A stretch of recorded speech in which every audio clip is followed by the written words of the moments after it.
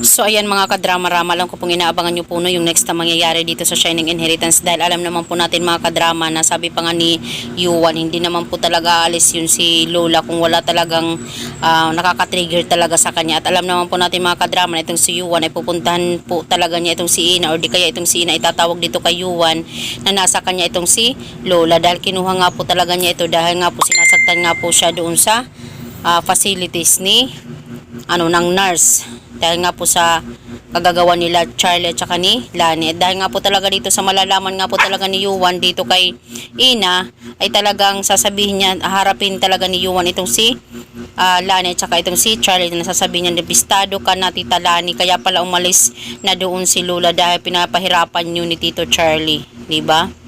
Talagang hindi po makakapaniwala itong si Yuan sa kanyang maririnig mula talaga dito kay Ina, at ngayon ay maniniwala na talaga itong si Yuan kay Ina, at may babalik niya na muli ang kanyang tiwala dito sa kanya, diba? Alam naman po natin dahil nga po sa pagbibintang po talaga nila Charlie about sa deed of domination na yun, na sinamantala daw ni Ina dahil nga po sa sakit ni Lola, pero hindi naman po talaga yun totoo. So ngayon maniniwala na nga po talaga itong si Yuan dito kay Ina na talagang siya talaga yung nagsasabi ng katotohanan. At saka ito din talaga si Francis, alam niya na talaga yung katotohanan na yung kanyang daddy na si Charlie talaga yung totoong nagnanakaw, diba? Doon sa kampanya ni Lola Aurea, hindi lang talaga maisiwalat ngayon ni Francis dahil sa natatakot po talaga siya sa kanyang ama, at alam niya kung anong magiging consequence ng lahat ng mga bagay na gagawin niya. Kung susumbong niya yung kanyang daddy, sigurado makukulong po talaga yun.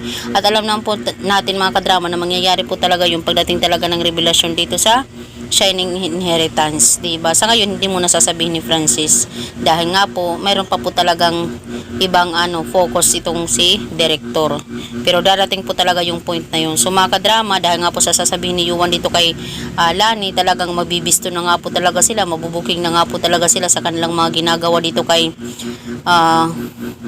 Lola.